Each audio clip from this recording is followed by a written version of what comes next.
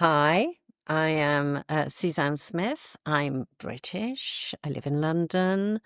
My height is 5'5", and you're listening to How We Roll. Well, thank you so much for being here, Suzanne. I'm thrilled to talk with you today. Lovely to be here as well. From Alien versus Predator, I have to geek out for a second, to Okay. Carnival Row, to now Outlander, Blood of My Blood. I am such an admirer of your work, and I feel so grateful to have you here today because I think the work you do is what grounds these fantastical projects that are sometimes literally up in the air. So, thank you, first of all, for everything you do. Thank you. Well, I enjoy what I do, and that's the main thing, isn't it? You can tell. And I think good work always comes from when people enjoy it and have that passion for it. So you're here today to help us break down kind of a spooktacular topic: how actors can stay grounded in heightened fantastical worlds or genres like the worlds you help build. So I can't wait to get into that. But first of all, here in the States, it is spooky season, Suzanne. Your work does get into the horror realm. And so I'm wondering, what films or TV shows actually scare you? What's something that freaks you out? Well, I think I remember going to see Nightmare on Elm Street with a friend. Yes. And I just went, "Ah!" You know, Freddy Krueger is, but then, yeah. I've seen other things and I'm going, "Fine." So I don't know. I think it's, sometimes it's the unpredictable that I Mm, think shocks people. It's, but then, as a so-called rational human being, but are we all rational? sometimes. So sometimes, when you're walking down a dark street, you go, "Oh, I'm all by myself." So Yeah. it's all those things because, we do have stories. We have seen stories in so many. So Hmm. it is like the beginning of a film, like, "No, don't go to that mansion I up the know. driveway. No, you're not going to knock on the door."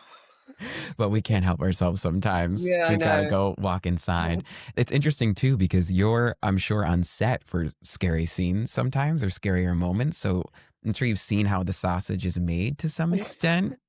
And yet, if you could still get carried away in a story, I mean, Yeah. Well, that's great.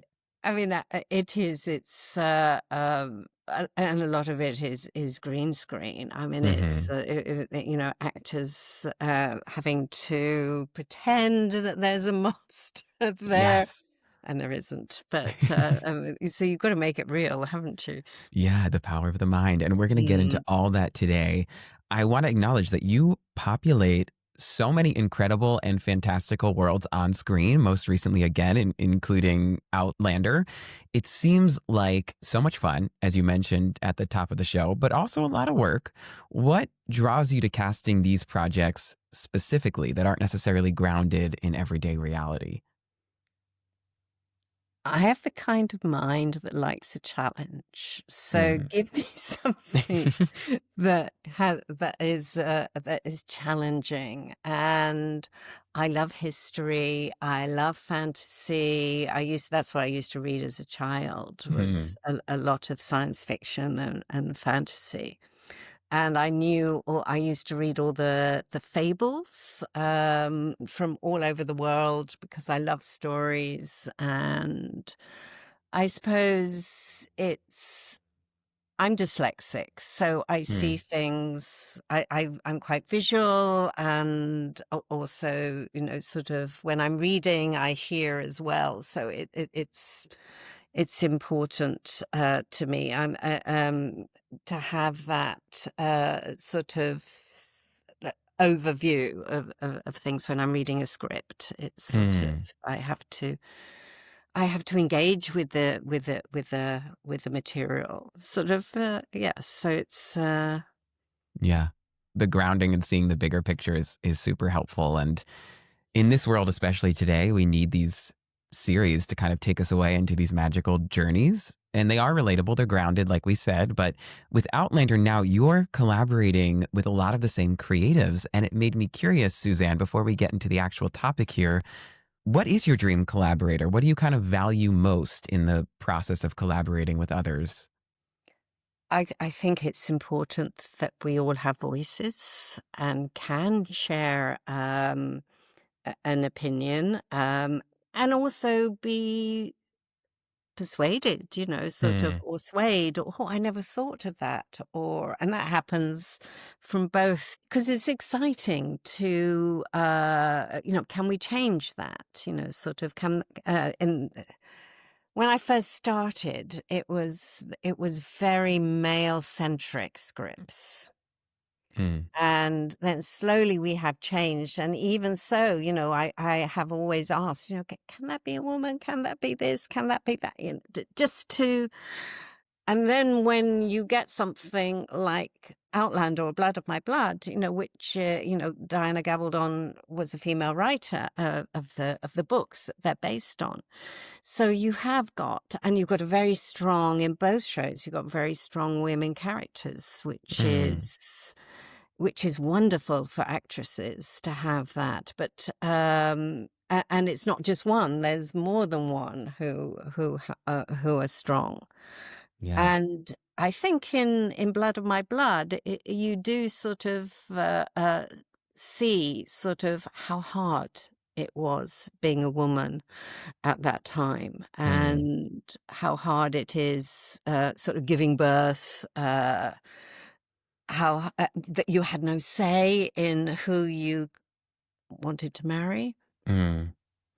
It was the guys had far more power in those days, but the women are still strong and can sometimes get what they want.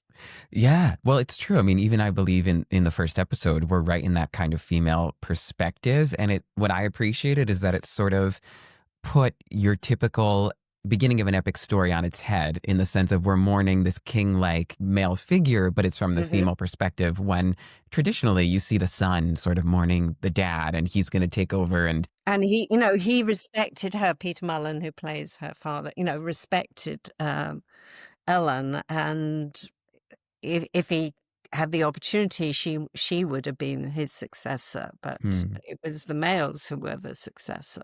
yeah. And I love that perspective too, because I think we all have to get to that point where we're respecting each other and it's a different way in, I found, to the series. And Mm. as we kind of embark on empowering actors to find their own voice, maybe in this wild, fantastical world, and to arm them with some knowledge, I thought a good place to start would be the audition. So you could feel free to use Outlander as an example here, Blood of My Blood. What's, first of all, the biggest misconception you think actors have when they're auditioning for a fantasy or supernatural series? Sometimes I think you get, if you read a story about sort of, say, for example, a god, then you think in your head, oh, it should be this or it should be that. But Hmm. I don't. I mean, with Outlander and Blood on My Blood, you have one thing in common. For a lot of the roles, you have to do a Scottish accent. Mhm. That's one thing that you do have to.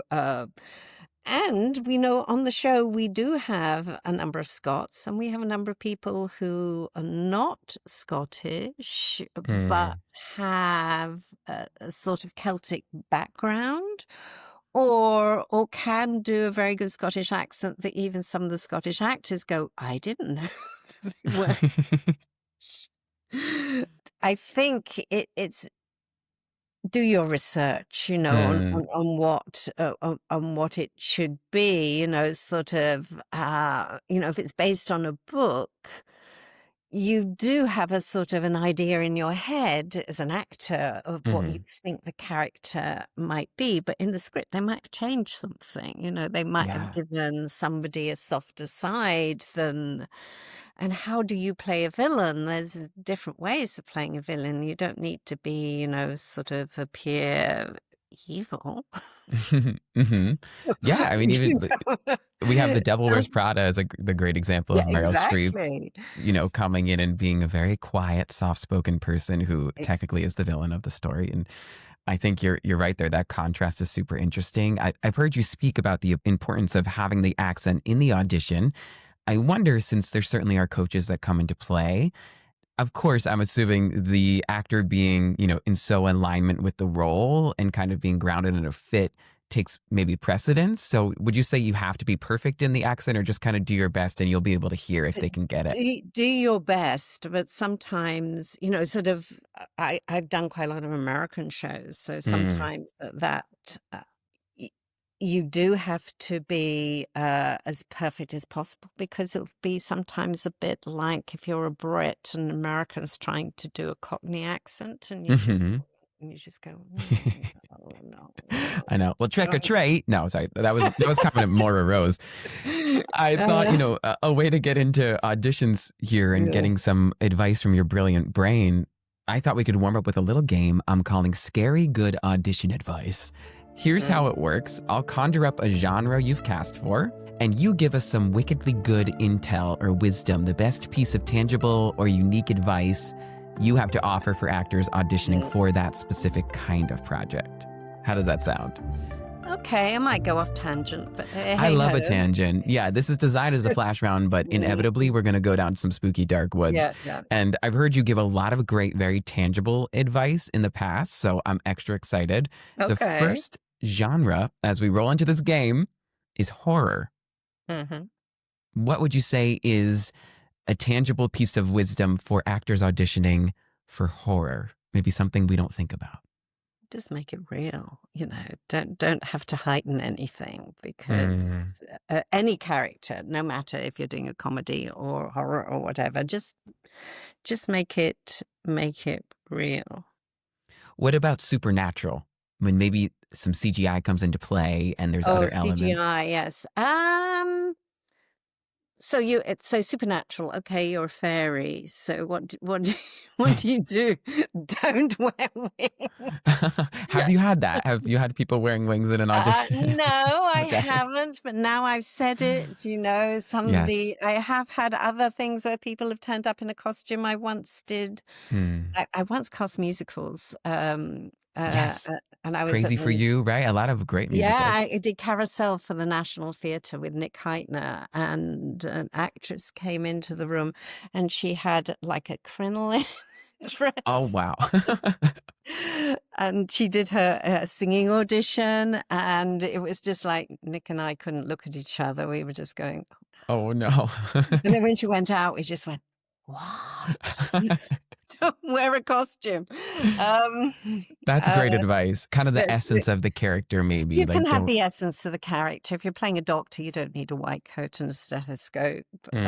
Um, Sometimes it does help if you are doing historical, because, fantasy, historical, Yes, that's my next one. whatever, Period pieces. That's actually period my next pieces. one I here. mean, always make sure that, if you stand or sit, because if you're male or female, you're gonna have tight costumes, so you can't, Mm. slump.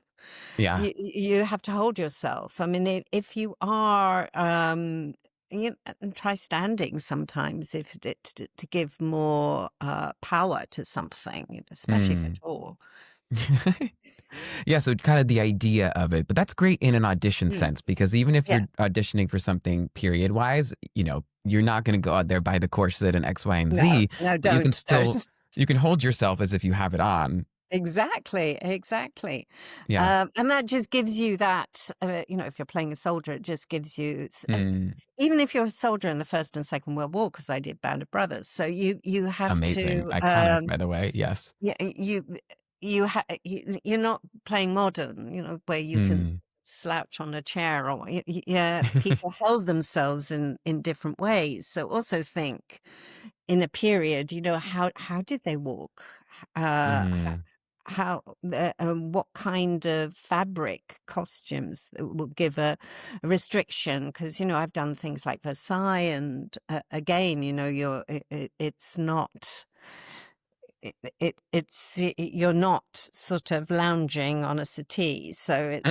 Mm. But then there's other shows that you are lounging in a settee, and then you can do.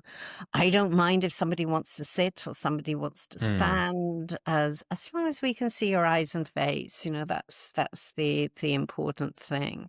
Mm. A lot of foreign actors like to do props, Hmm. and or they will do, say it's in a forest, they will actually shoot it sort of in a forest. Oh, that was a question I had for you because a lot of these scenes are very environment based.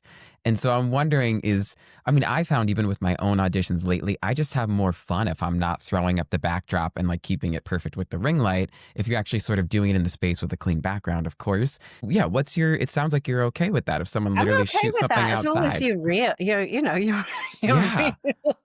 Yeah, Yes. I mean, I need to see your face. So, Mm. sort of, it doesn't matter. I mean, nowadays you just do it people can do it on phone. Yeah. It's not, you don't need, massive lights, massive camera. Sometimes it's beneficial to have somebody to read with you. I mean, Mm. we have cast actors who didn't have people to read with them. On one show, we actually my associate was very clever, and she put her voice in between the actor, and he got the role. Oh, so they submitted just their lines and Yeah, then yeah. your He just associate had edited his it. lines. He was a Mexican actor, and Wow. I didn't have anybody to read with him, and she um, put her voice in between. The kindness of casting. See, there we go. We've all been there too, where we sometimes have to quickly just do a self tape and Yeah, maybe we record our own voice or a friend's and just play it. And friends, children. honestly, it We works do offer sometimes. Zooms, on Silo. Kate, who works with me, she's American, Kate Corwell, and Mm. she does a Zoom. If people want a Zoom, she does Zoom auditions with them. Oh, see, again, another kindness. Before we Eh, put a period on the period section of this game, which is, Oh yeah, again, just, sorry. no, You see, I told you that I'd do tangent. listen, it's barely even a game, honestly, Suzanne. I'm just throwing keywords at you, but I would love to know. I heard you talk about with period pieces specifically a very simple choice, and I've heard the opposite of this as well when you're auditioning for maybe an ABC or melodramatic soapy show. They'll say, have them do it again with, more glam. For period, you've said a simple, tangible thing you can do is just don't wear makeup. Can you expand on that a little bit for people at home? No, sort It of. makes sense. It's kind of Yeah, self-explanatory, if but you've got false eyelashes, it sort of takes it away, doesn't it? Sort of from a period piece to a modern piece. If you've got heavy eye makeup and you're in a silo, Mm, it doesn't quite sort of go with the genre. mm, It's subtle makeup is fine, but having sort of auditioning with somebody who's got purple lips and it's mm. period piece, which has happened, doesn't quite sort of Wow. go, because all you're doing is looking at. Also, if you try and sort of put a wig on, sometimes that Mm. doesn't. You want to see what you really look Yeah. like. If you and if there are some people who do have alopecia and so forth, so it's sort of where sort of that's fine. But if Mhm. we know what you normally look like, and suddenly you've put a red wig on or something, it doesn't quite go. Yes. With Match your headshot, that. maybe. Also, sometimes is if you've had a sort of dramatic. But it also comes to guys, suddenly you Mm. think they're clean shaven and they got this big beard, which makes them look about 10 years older than Yes. they happen to be in a play. It's not their fault. I know. Do you get questions from teams sometimes? Because I'm always tempted to ask my agent, what headshot did you submit? Was I more scruffy? Was I clean shaven? If I'm not sure, sometimes you just know the character, you make a choice and you Yeah, you think you make a know. But choice. do you get that at all? Like the person wants to make sure they kind of match the vibe that made you want to call them in, or it doesn't really matter? I have asked people can they shave, Mm. especially if you're playing like it meant to be a teenager and you're like, Yeah. but some teenagers do have, sort of mustaches but to make yourself look older because it's that psychological thing. Because if somebody's looking at I mean, I never, never, never ask anybody's age because that's just, you That's put somebody yeah. in a box as soon Mhm. as you start sort of saying, how old you are. Mm. Oh, you're 28, but oh, no, you're too old, but you Mhm. didn't know, and you were going to cast them as a 22-year-old, sort of, Mm. it's, Yeah. yes, we have sometimes put clean shaven, it's just to Interesting. make sure that if you are playing a teenager or a 20-year-old, that it's sort of it. We try and be as helpful and give as much information as possible We to appreciate that. for actors because sometimes, you get these pages and you just go, Hmm? so what, who, what, how. Yeah. Yes. Yes. You go through all the 5 W's there. Mm, Just hearing you talk, it makes me wonder. I know I said we were gonna move on from period, but before we put the actual mm. period on the period, I would love to know, have you heard of iPhone face? Is that come into play with casting? Have you heard of that? Sorry, iPhone face? I think What is iPhone? Go on, show me what's iPhone this is what the face. kids are saying. It's like you either have iPhone face or you don't.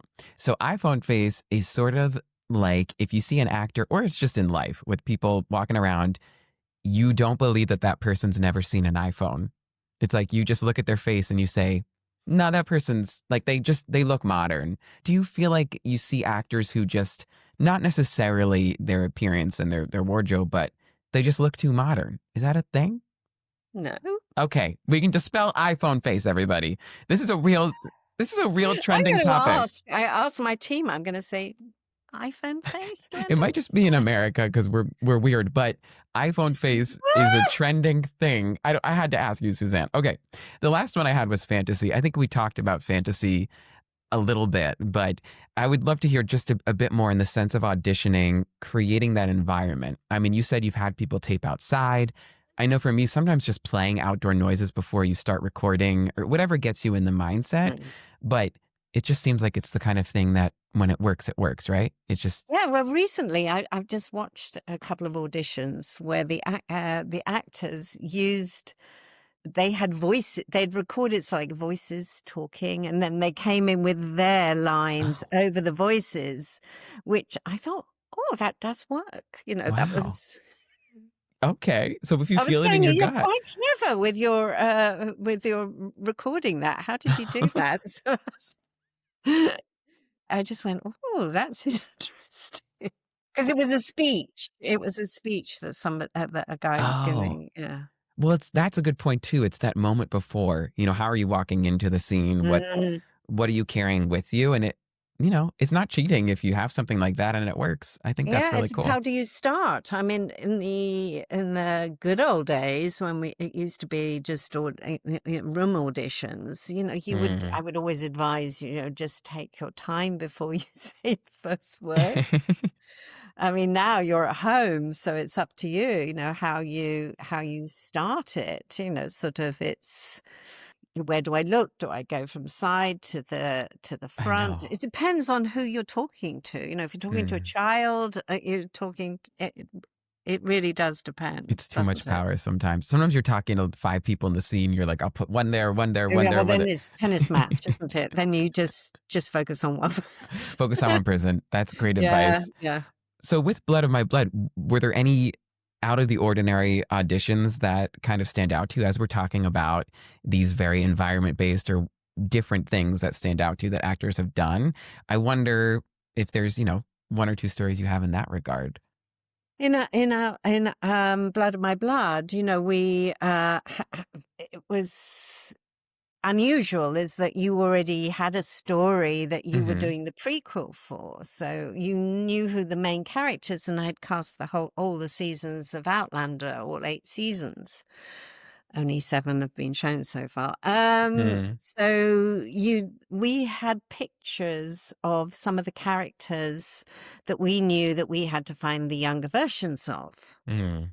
So, we put them all up on the walls. So we managed to find, sort of, younger pictures of Graham McTavish and, Bill Patterson and people that we knew we got to find, Gary Lewis, to find their Mm. younger versions of, and at Badland. So we had all the photographs. So, but also we knew that the kind of essence that they have, sort of like Dougal is sort of devil may care, and Mhm. also height wise, because Mm. you knew that with Colum, because of his leg deformity, that we had to find somebody who was shorter than his brother.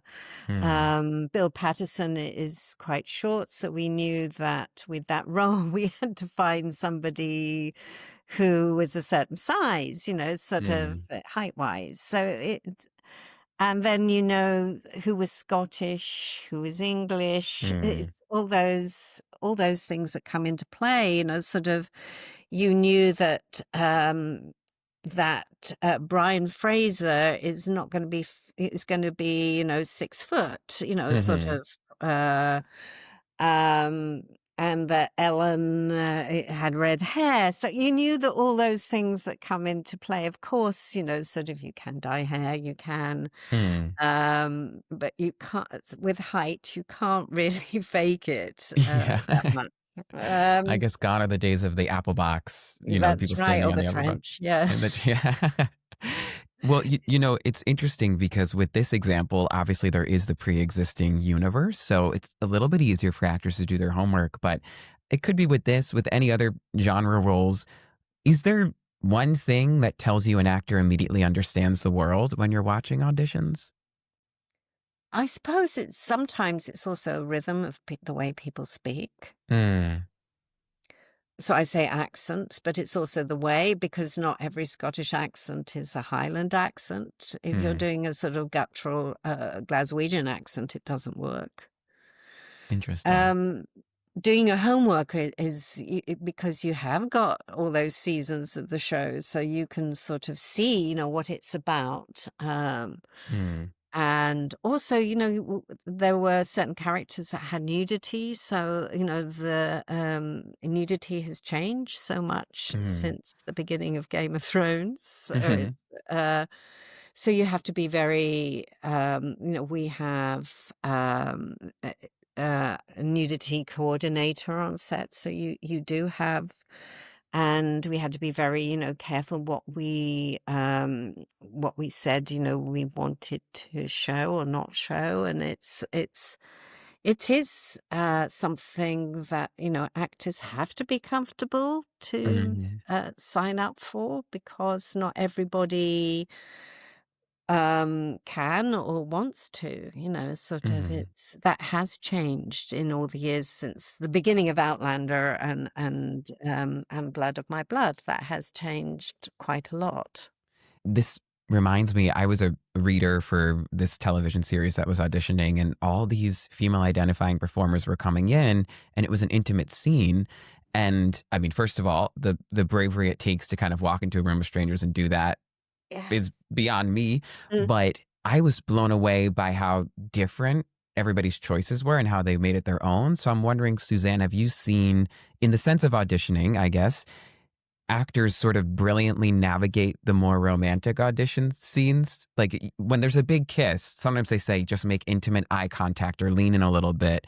What are sort of your tips and tricks there? All our actors, because we had a director there as well, so Mm. they all respectfully, "Do you mind if I can touch your hand? Can I do," that it was, because you have to show some kind of chemistry, so it can't be, so you have to, so can I do this? So it was all very respectful on what people felt comfortable with, male and female, because it's not, Mhm. again, it is, we tried to make sure that they chatted outside, so it wasn't Mm. that cold, but it Yes. still was, because you don't know Yeah. somebody that you are going to, peck on the cheek or come close. You don't have to, because you can fake it too. Mm. Yeah. But we were very sort of meticulous on how And also it's quite difficult because you are trying to get them in the same shot. Mhm. It's not quite the same as it would be on set where you would Yes. look at different camera angles. So it Mm. is, "Oh, can you come a bit closer? Oh, no, that doesn't work. Can we where It's do a we put dance. this or what do we do?" Yeah. Yeah, it's a bit of a waltz. Okay, well, Yeah. in addition to that and romance, I'm just gonna list some of the things that actors get to do in Blood of My Blood. So there's romance at and those scenes as we talked about. There's grief and mourning. There's horseback riding. There's accents throughout. There's combat. There's getting a finger chopped off. There's conflict negotiations, heavy dialogue, fantastical elements, and that's just episode 1. Suzanne, any advice on how actors can make these very high stakes life or death emotions feel truthful without tipping into overacting? Because there is that saying of like, give me everything and I'll scale you back. Yeah. But I especially think when you're it first meeting an yeah. actor. I think it's hard doing a one scene, and making it sound real than instead of sort of,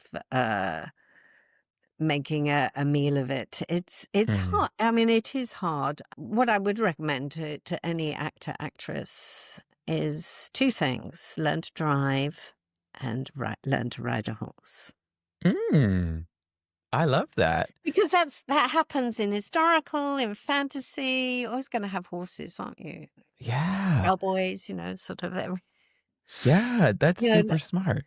it is because we did have an actor who said, "Yes, I can ride." Mm. And then we do have, they go for a riding lesson to assess their ability. And I think it came back, "Oh, he might have been on a donkey." No, you can't ride. Uh, Oh, no. And that's a big deal breaker because there's probably just well, not it enough wasn't time that or case, but if you're chosen sort of early enough, you can learn to ride. But also, Mm. some people are allergic to horses, and you Mm. don't know that, do you? Yeah. At the time, so it's Yeah.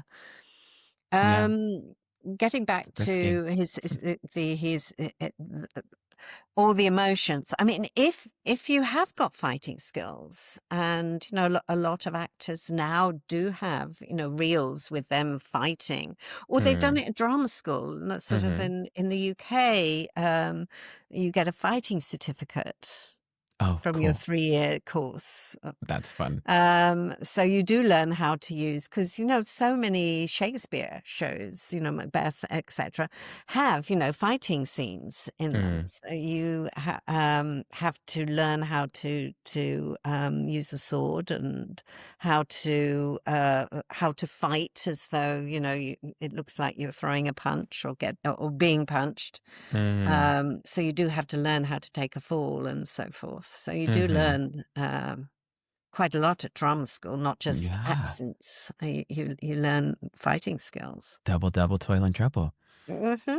It's important. I talk with a lot of casting directors on here, and I think a through line is that it's really important. This sounds so silly, but to be a human and have a life and Yeah. develop other skills outside of acting. I mean, I know you enjoy kickboxing, I've heard, and outside, skills like that do come in handy because then when well, you might get more auditions that way if you have it listed, but also when you're on a project and these things come up, you'll be a bit more prepared. And like you're saying, time is of the essence. There isn't always time to get a crash course in No, horseback there riding. isn't. But yeah, you do have a life because it is important, and you never know. You might be going up for a role of a chef, and you've been able to create. You do your own pasta or make cakes or something. It's sometimes Mhm. skills sometimes come into play that you haven't thought of. I also have a dog, so I take my dog Yes, for I've heard lots a of beautiful places. dog you take for a walk. We have that in common where, I mean, I want a dog, but walking is what always recenters me, just going on a long walk. It's great to have those routines and animals as well. They do say acting with animals or really young children is sort of the best way to ground yourself in Yeah. a scene or be upstaged because they're not acting. They're just there having, whatever time they're having. Yeah. Well, speaking of skills, Suzanne, we did poll our listeners, and the number one question that we Mhm. got for you on this subject was about the horror movie Face or Scream. So this applies to Outlander as well. So the famous scream, if you're scared or whatever's happening, have you noticed anything about that over the years? I think screaming on screen for some reason to actors, at least our listeners, is something they want to perfect. Screaming, I think it's crying. It's more than That as well. I would more. say crying They've too, had more crying than screaming, or I both. think. Yeah, Yeah, at the same time. yeah. And some people can do it at will, and others can't. And Mm, and I'm gobsmacked, when people can sort of cry. mm. I don't think I've done many scenes with screaming in them. I'm just trying to think that Yeah, I guess there's more guttural, like Yeah, screaming yeah. I and mean, blood of my yes, blood. we did have a dying soldier in Blood of My Blood. I mean, Band of Brothers, we had a lot of dying people. Mm. Actors seem to like to have the best deaths possible. Yes. It's, Yes. oh, I'm going to prosthetics. Yay. Okay. That's funny. Yeah, I guess you do have scenes where actors are dying that you have to audition in a self-tape form. I mean, I'm guessing it's okay to lie on that floor and just die. I mean, don't feel like you have to present it in the perfect light, right? I think we get I tripped mean, up on I that too. don't know. I'm just trying to think. Have I had somebody? I think it's the last gasp. Yes, I have had people. But yes, maybe it's like day players that are coming in and dying in one scene and out. Yes, I have. I have had that. It's. I It's think probably it's scary really. on a live Zoom because sometimes you're like, wait, are you okay? Is this real? uh, Screaming. I suppose I've done it when I've seen a spider for Yes. myself in Yeah. something when you don't expect it. Mm, okay. But Well, you know what? Everybody out there, channel what scares you and just scream, see what happens. Well, speaking of, these heightened emotions and scenes, can you share a memory of a wild scene an actor had to do in an audition? Or it could be on set as well, and how they made it work. So I'm thinking if someone's getting an audition where there's going to be a lot of CGI, same applies to when you're on set and there's a green screen. When's a time where you was sort of gobsmacked, to use your beautiful word from earlier, by the way an actor handled the situation? people have done the strangest things. We love that. Mm, I have had somebody who came in for a comedy and uh, ended up crying in my arms because he'd just broken up with his girlfriend. Oh, interesting. Okay. And that was, he said, I can't do it. He's quite a well-known actor, but I'm not going to name his name. But that was a long time ago. But I mean, that was unexpected.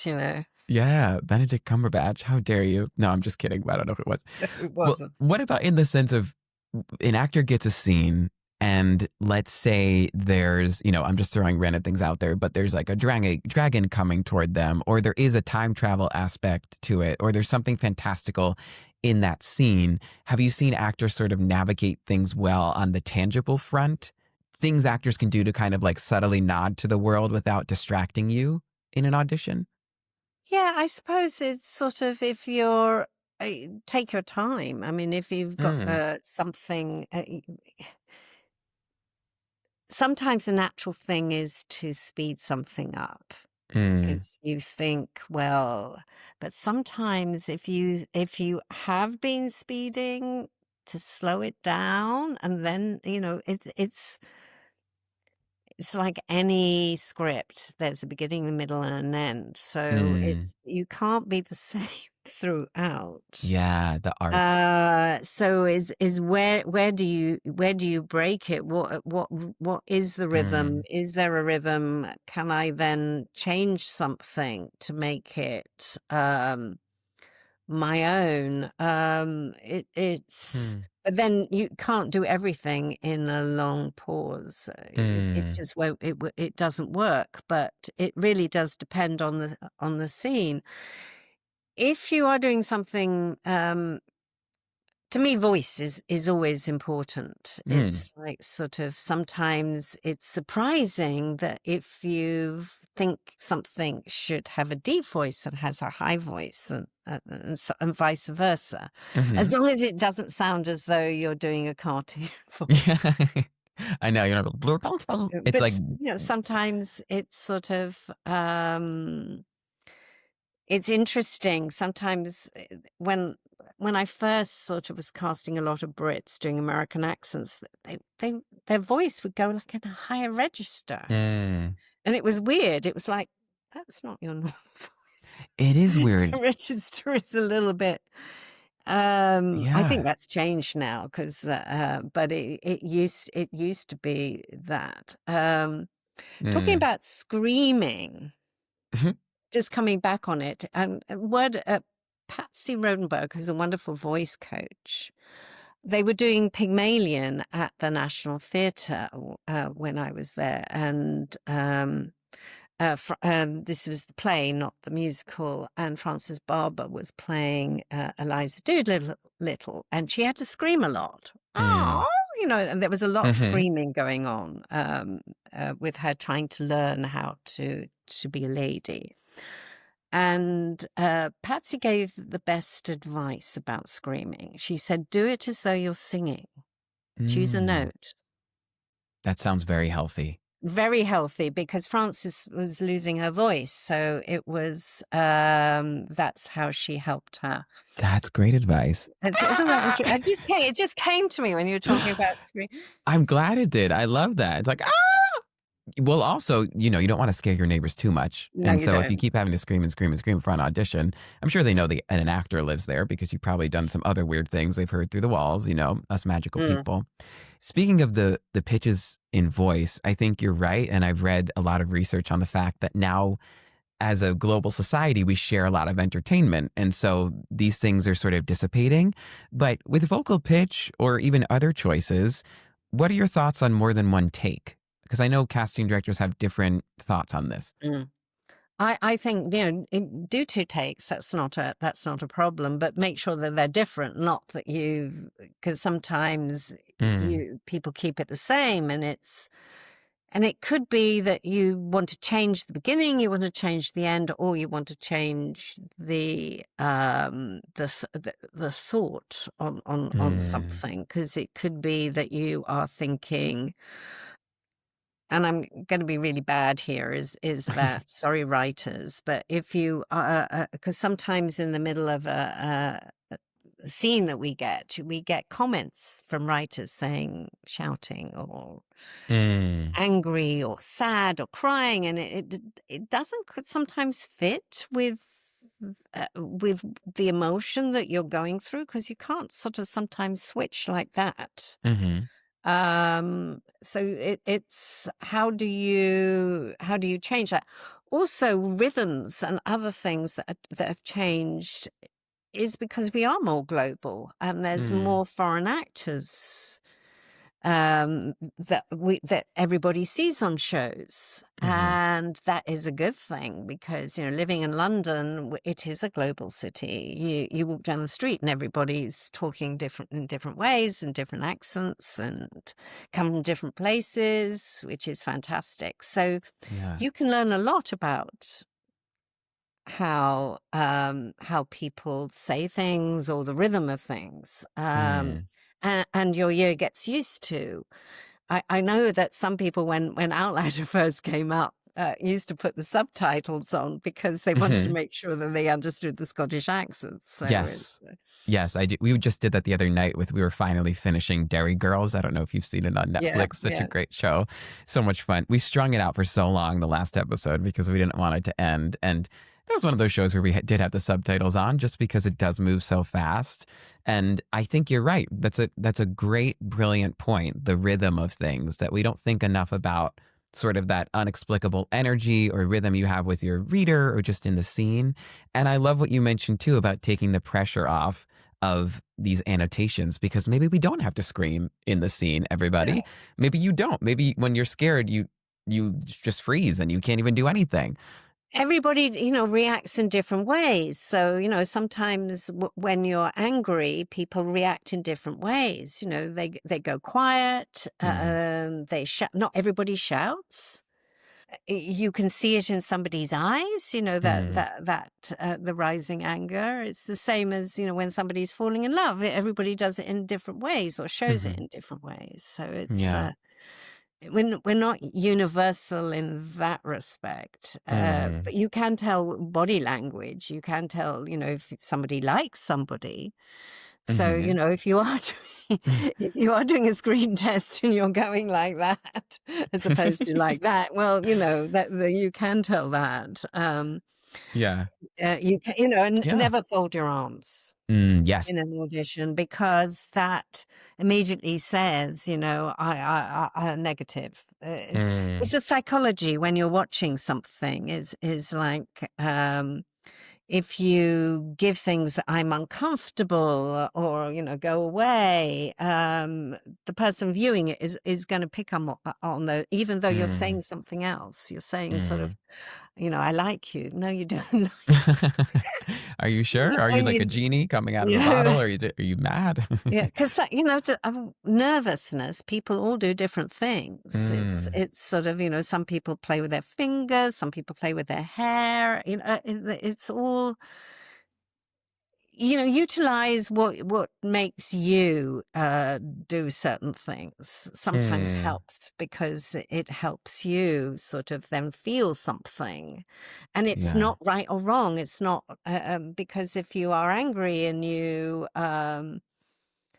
mouth purses up, sort Mhm. of that's, and you don't have to shout, or can't speak. You can't form words because you're too emotional. I mean, that's a normal thing, isn't it? So, Yeah. try and think of all the things that you use your psychology, that you as an observer, because, actors and casting directors we're all observers, aren't we? So it's like, Yeah. It's a funny thing. I always think how peculiar it is that when something's really dark, sometimes I'll smile when delivering the news if it's like super traumatic.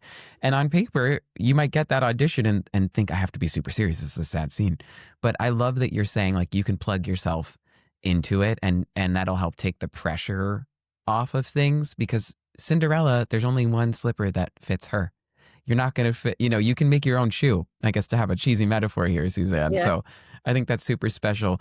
I wonder if you could expand on any advice for actors grounding themselves in an audition because you could be the greatest quote unquote actor in the world, but nerves can overtake you. And a lot of good actors aren't good auditioners. So what are your thoughts I there? know, I know. It's, I mean, it's hard. I mean, take your time, just breathe. I mean, Mhm. that's the thing. Because if you get nervous, it's all going to go in your throat. It's not going to, and when it tightens up, Mm. just take your time. Don't do like 20 takes. And then show them to your brother, mother, best Oh, friend, yeah. lover, whatever, and go, which one? Which one? I know. You I know. know, That's a lot. it's, oh, It's look, too my much. hair looked a bit, messy on that. No, I know. but you Yeah. did a good performance. Send the good performance, not that you thought your hair was out of place. Yes, I think we touched on this earlier, but a lot of Mm. actors feel like, especially when they're meeting a casting professional for the first time, that you have to look your best.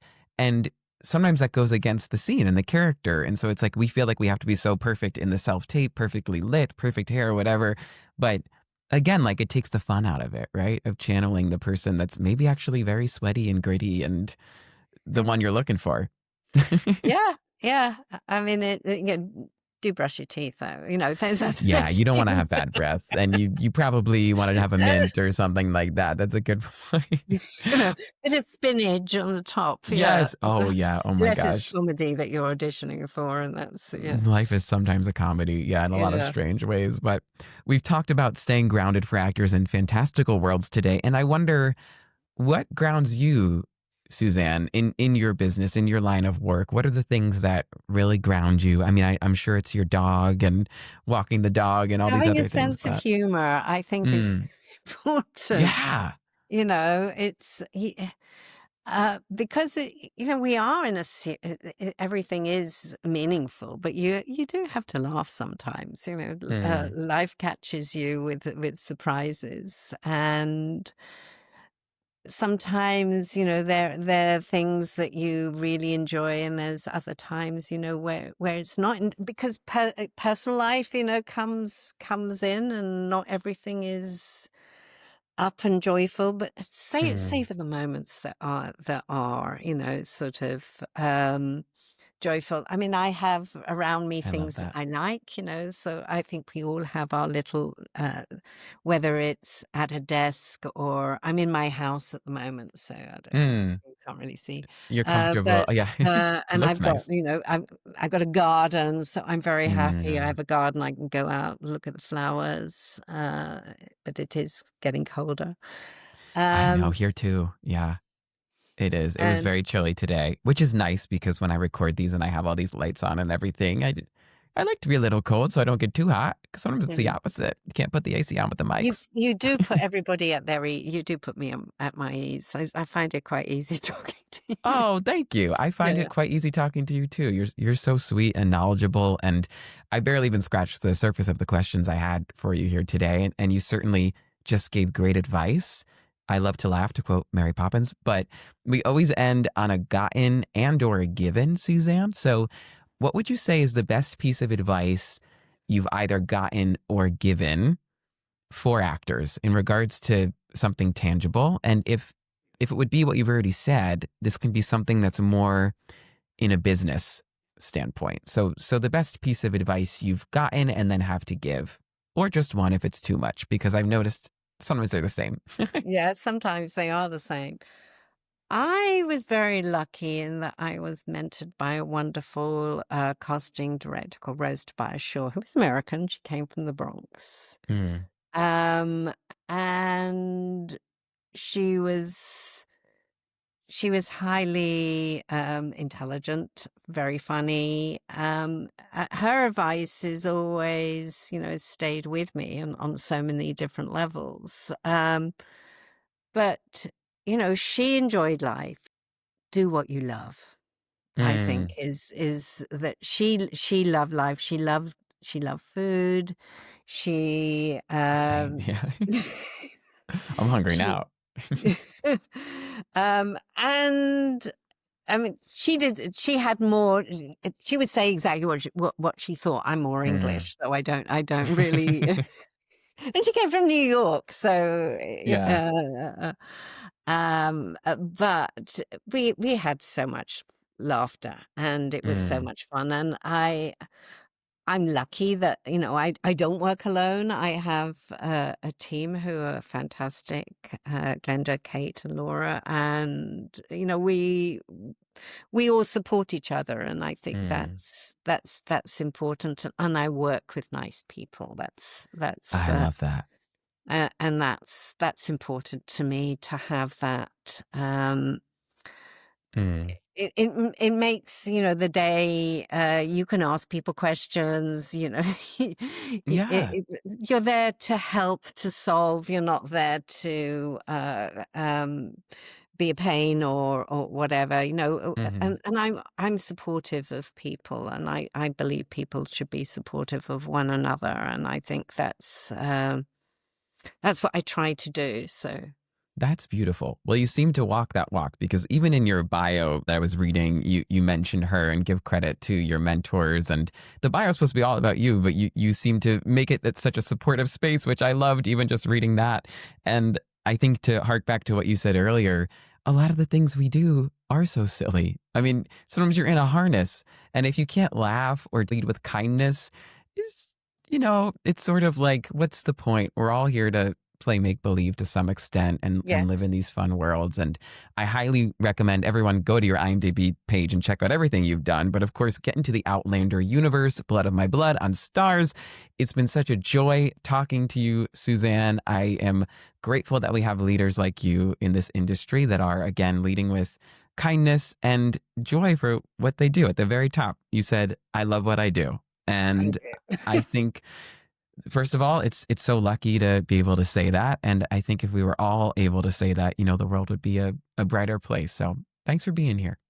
Not at all. I really enjoyed it. Thank you so much. Oh, thank you.